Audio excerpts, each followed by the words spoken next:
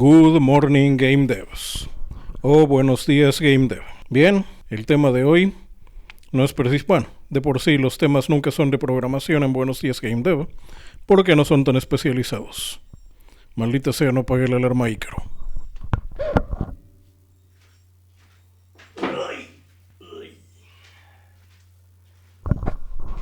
Bueno, creo que eso ya les da una idea que no estoy donde estoy siempre. Ahora sí, la fauna local se pasó. Hubo aullidos más que de costumbre, todavía desde hasta casi las 8 de la mañana todavía no se callaban. Fue alrededor de entre las 10:30 y 11 que hubo algo de paz. Pero por lo menos ya lo que sigue son los ruidos naturales. Obvio no estoy donde siempre. Esta vez estoy en una parte bastante profunda del centro de operaciones. No voy a dar detalles sobre qué tan profundo está, pero les diré que para poder limpiar 1 metro cuadrado para poder poner la computadora y el micrófono, me tomó casi hora y media, guantes de nitrilo, algunos químicos y tuve que cambiarme de ropa después. Bueno, creo que con lo que se oyó después de apagar la alarma Ícaro se dan cuenta de que estas no son las mejores condiciones. Inclusive tuve que cerrarle el suministro del agua porque hay una falla de momento en la tubería que me hubiera hecho bastante difícil grabar. Pero bueno, no es de eso de lo que quiero hablarles esta vez, sino del concepto de la disformidad. Bueno, el término disformidad viene de la traducción al español de Warhammer 40.000, de un término que en los videojuegos se conoce como warp. Bueno, creo que es más viejo que los videojuegos, en mucha ciencia ficción se conoce algo así. Bueno, es la adaptación porque no es exactamente warp el término que utiliza en Warhammer en inglés. Pero bueno, voy a tratar de explicarlo como me lo explicaron a mí en su tiempo. Le pregunté una vez a un maestro de física cómo le hacen en el espacio para saber a qué velocidad van si no tienen con nada con qué compararlo. Y me explicó. En el espacio, para tener una idea de a qué velocidad vas y hacia dónde te diriges, se utiliza un rayo láser. La velocidad de la luz es tan constante que inclusive el tiempo y el espacio se acomodan de modo que la luz pueda mantener esa constancia. La luz que conocemos que interpreta nuestros ojos es una luz dispersa, bastante difícil de interpretar, pero una luz láser es lo suficientemente coherente para poder ser evaluada con máquinas muy precisas. Bien, ¿qué pasa cuando estamos en una nave espacial y vamos a mucha velocidad, aceleramos o cambiamos de dirección de golpe? Pues que todo el tiempo y el espacio alrededor de ese rayo láser se distorsionan.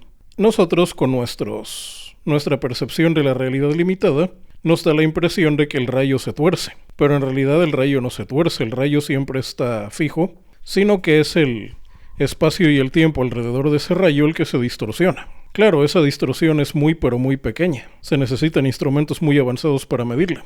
Pero en teoría, bueno, no sé si en teoría más bien sería en las ecuaciones, a medida que nos vamos acercando a la velocidad de la luz, cosa imposible en nuestro universo, nos da la impresión de que ese rayo se distorsiona casi hasta volverse un nudo sobre sí mismo.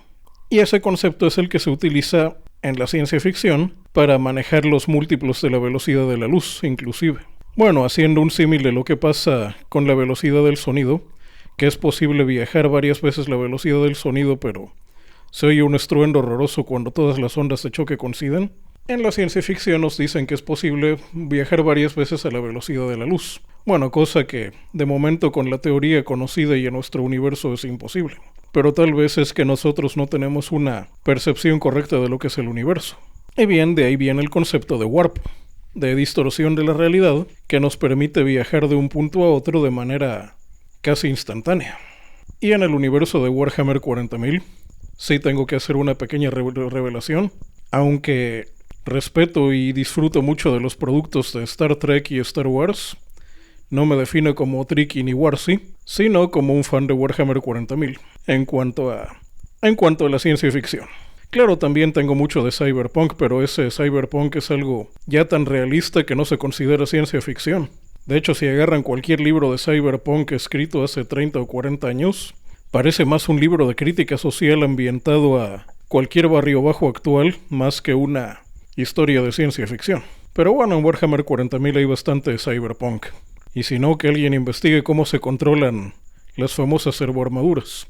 Bien, una cosa que pasa en Warhammer 40.000, claro, es otro Ya que expliqué la teoría básica sobre el warp en la ciencia ficción y sus raíces en la ciencia real, se supone que en las naves del Imperio de la Humanidad entran a una sección de la realidad que se distorsiona y que si no fuera por avanzada tecnología y la ayuda de su dios emperador, quedarían atrapados en una cosa que, bueno, eso es otra película, no me acuerdo cómo se llamaba, pero es una película donde salen el Demian y Morpheus y que habla sobre ese concepto de viajes en el espacio y cómo hay partes de la realidad que que la humanidad de hace cientos de años hubiera definido como el infierno. El mismo concepto se maneja también en Doom, pero eso es ya otra historia. Bien, una cosa graciosa que pasa al entrar y salir de la disformidad es que el tiempo se altera en ese viaje.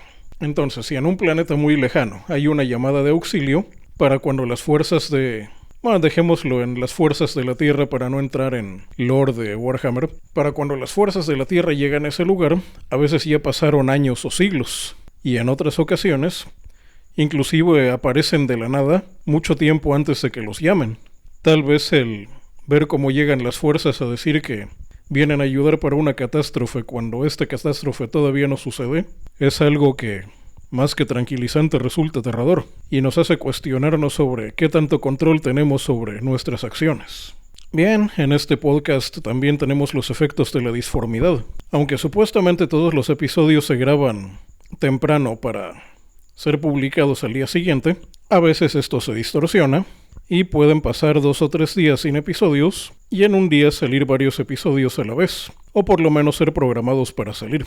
Bueno, suficiente explicación para decir que no todos los días vamos a tener grabación y que no todas las grabaciones se hacen como se supone que deberían de hacerse, que es en la parte de trabajo del centro de operaciones, la oficina principal, llamémosle.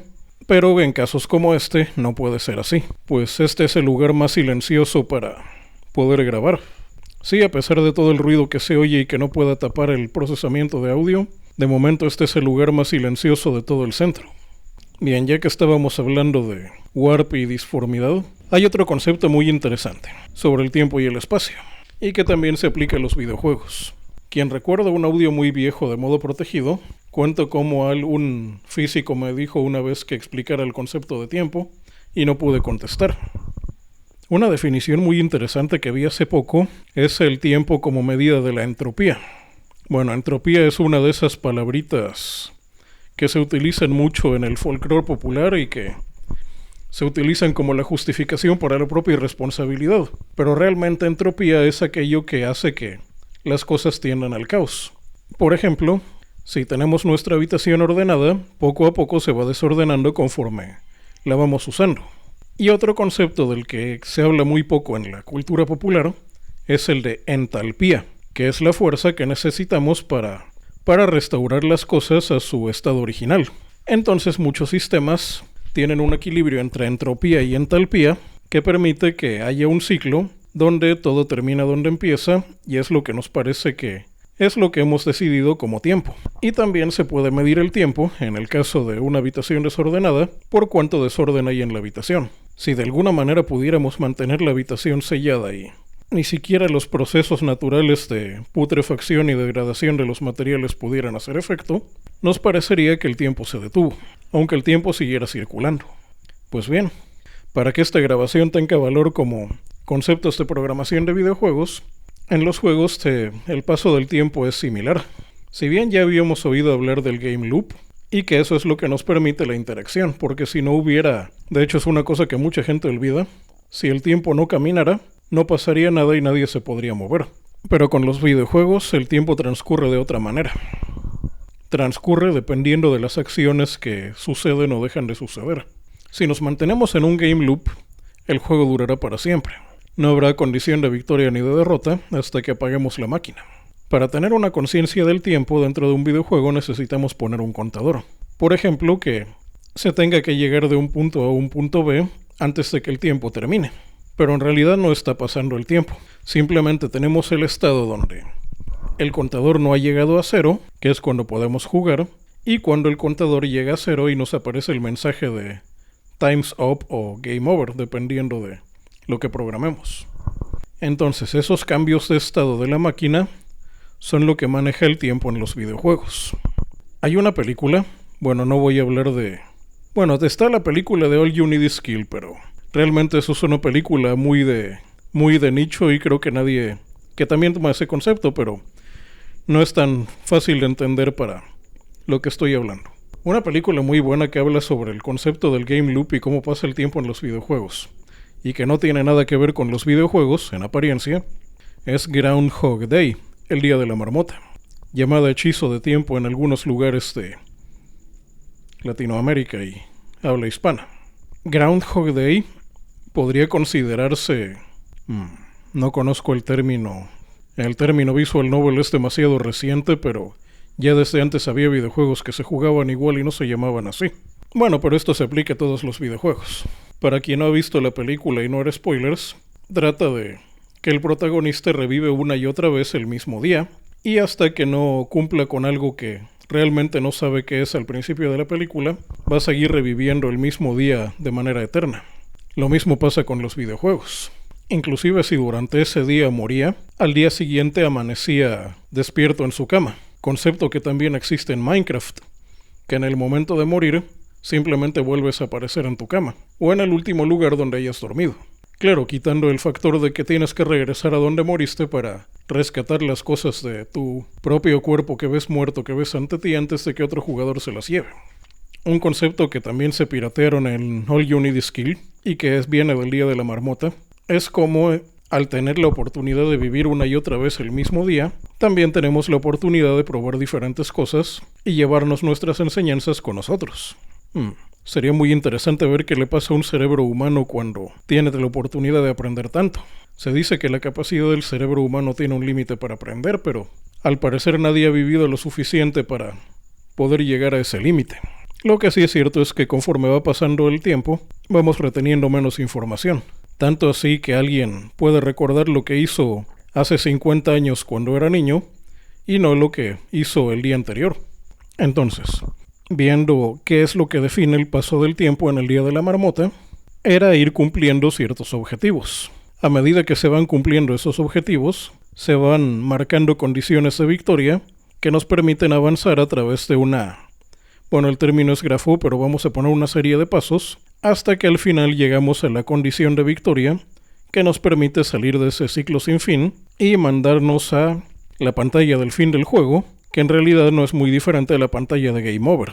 No les voy a decir en qué acaba Groundhog Day para no spoilearles. Pero ahora que saben de cómo esta película tiene tanto que ver con los videojuegos, tal vez la miren con otros ojos. Bueno, regresando a esto de las grabaciones, ¿de qué más podría hablar? Hay varias cosas que han pasado estos días en el mundo del game dev, pero no todas van a caber en uno de estos audios. Bueno, lo guardaré para audios más adelante, que no tiene caso hacer un audio tan grande que, por lo que he visto en la analítica del YouTube, todavía no tengo tanta retención, o retención de oyentes. Pero hay una cosa que está complicando este concepto del avance y el paso del tiempo, y es que estoy cayendo en una desorganización con tantas cosas que han pasado en este mes. Casi estoy como en la selección de escenario del Mega Man. Hay varias cosas que se pueden hacer en el orden que queramos. Bueno, en el orden que quiera en este momento, no voy a hablar por ustedes. Y sé que hay un orden en el que si las hago, voy a poder avanzar más, pues lo conseguido en una tarea me va a ayudar a terminar otra. El asunto es que no tengo información de ese orden. Como saben, estos audios de Buenos Días Game Dev fueron pensados con voy a hacer ¿cuál es el término? No me acuerdo cómo se llama, pero era una cosa que hacían en unos restaurantes donde tú no pedías un solo plato de comida, sino que te llevaban una especie de plato con pequeñas porciones de cosas completamente diferentes. Bueno, vamos a hacer algo así, nada más para que no se me olvide al oír mi propio audio ya pasado por la disformidad. Vi, por ejemplo, de dónde viene el concepto de que las bombas de las caricaturas antiguas tengan esa forma redonda con la mecha, que dicho rápidamente viene de tiempos de Napoleón, y creo que todavía en algunos juegos de la leyenda de Zelda las bombas tienen esa forma. Bueno, de hecho no sé si todavía la tengan, pero había unas versiones de la leyenda de Zelda donde las bombas aparte tenían picos que evitaba que rodaran.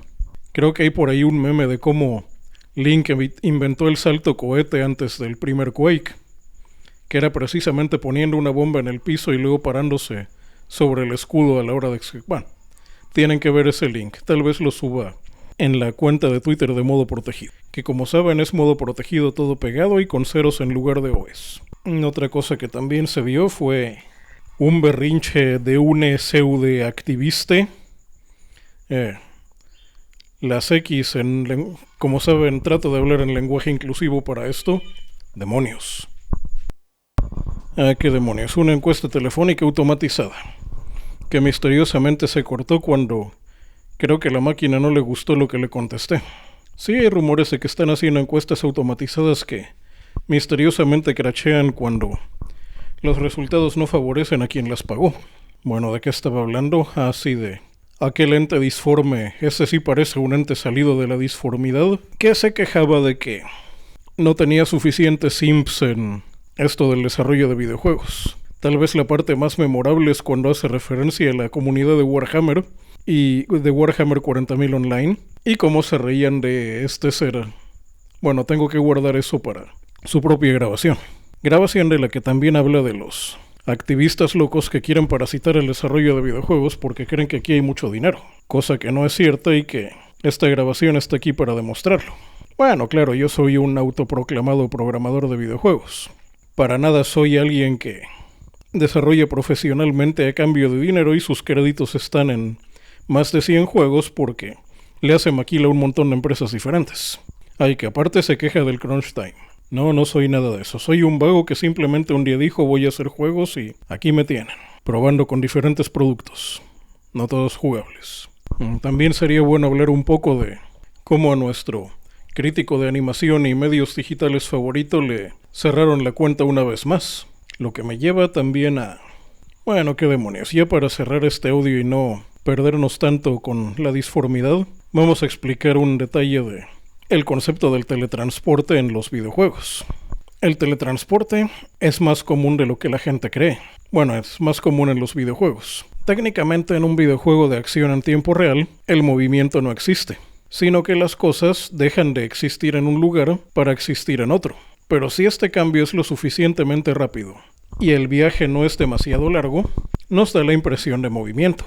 Es algo así como si nos teletransportáramos 1 milímetro hacia adelante cada milésima de segundo. De hecho, un error muy común que tienen los principiantes es que quieren que algo se mueva muy rápido y eso hace que las cosas no tengan contacto unas con otras.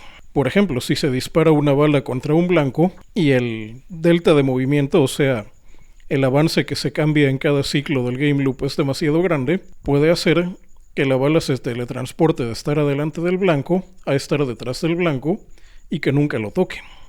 ¿Cómo se arregla esto? Hay dos maneras de arreglar este problema.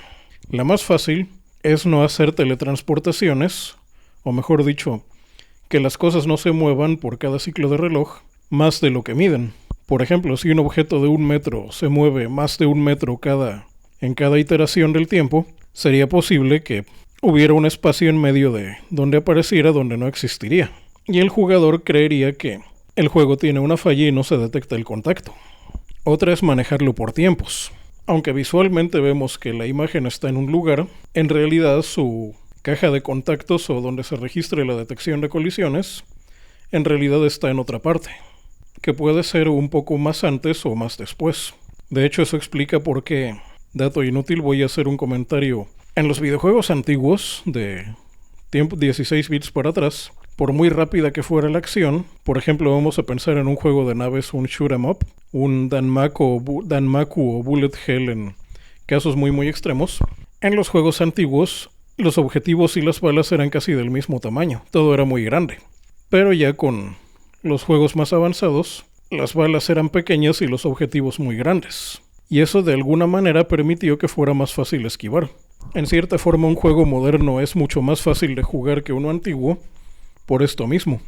Porque aparte de que se registran más veces los contactos, creo que esto ya se está poniendo demasiado técnico. Guardémoslo para otro audio. Bien, ahora pasemos a lo que el gamer entiende por warp. Un warp más real. Digamos un juego de peleas, como donde uno de los personajes se puede teletransportar de un lado de la pantalla hacia el otro, ya sea para atacar a otro jugador por la espalda, Esto es bastante fácil de programar. Simplemente cuando se activa el warp, pones la animación del momento del que se está teletransportando y escribes el valor X y Z de donde está el personaje que va a aparecer.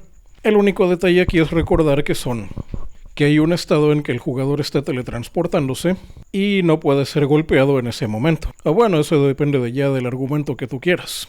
Puedes poner, por ejemplo, que cuando un jugador se teletransporta no puede ser tocado por ataques físicos, pero los ataques mágicos sí lo pueden afectar. A diferencia de una cosa que pasaba en el Killer Instinct, que había un personaje que se convertía en una sombra a la que no le hacía nada a los poderes, pero sin embargo era posible acercarse a él y golpearlo o sujetarlo. Es interesante cómo se puede encontrar una nueva forma de jugar simplemente cambiando el valor de una bandera, de verdadero a falso. Pero los warps no siempre están... Por lo mismo que no todos los juegos tratan de cosas que aparecen en un lado y que desaparecen de una parte y aparecen en la otra, a veces los warps se disimulan. Por ejemplo, en los Mario Bros. Originales, sobre todo en el Mario 3 era donde utilizaban mucho esa técnica, al momento de entrar un tubo, se ejecutaba un warp, pero nosotros teníamos la ilusión de que Mario y Luigi iban corriendo a través de esos tubos. Esa es una manera de... ¿Y cómo se hacía esto?